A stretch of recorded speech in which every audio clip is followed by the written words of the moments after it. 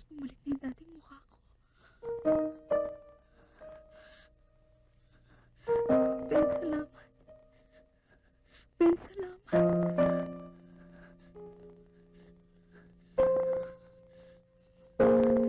Salamat, Vince.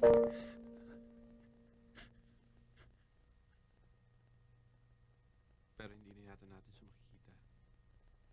Then stop looking for her, pare. Guilt lang yan. Madali ang solusyon dyan. Pag nahanap mo siya, mag-sorry ka kagad. Kesa naman you're putting your life on hold. Paano kung hindi mo na talaga siya makita? Habang buhay kang maghahanap?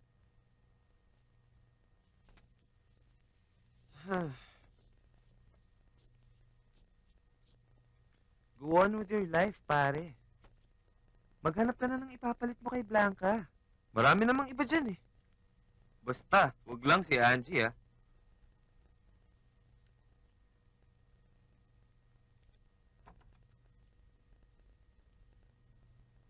Hi, Raf. Anong kailangan mo? Tinadalaw ka lang. Simula kasi nung lumipat ka na dito,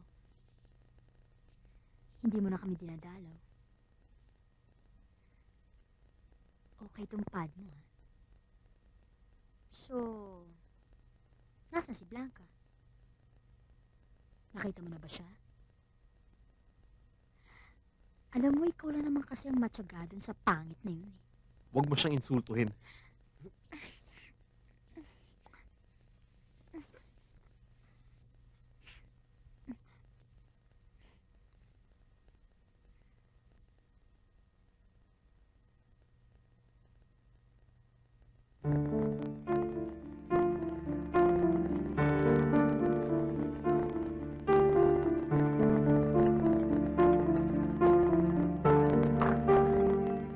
Thank you talaga, Benza. Ano ka ba, Blanca?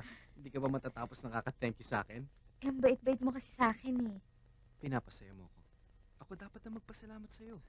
O, wag mo nang baliktarin ang sitwasyon. Akin na yan. Ayusin ko pa yan sa taas. Go ahead. Thank you. Hi, Tito Concha. Hi. Hi, Iho. Kamusta? Kamusta? Okay lang. Okay lang. Ooh, Hoy, Benjamin. Meron akong napapansin, ha? Mukha yatang sobra na ang pag-uuto ng babae nga sa'yo, ha? Pinaganda mo na. Pinagkaagastahan mo pa. Puros ka shopping. Tita, kilala mo ako. Once may sinimulan akong project, I make sure na binubuhos ko ang panahon at pera ko hanggang maging successful. Benjamin, Iho. Kilala nga kita.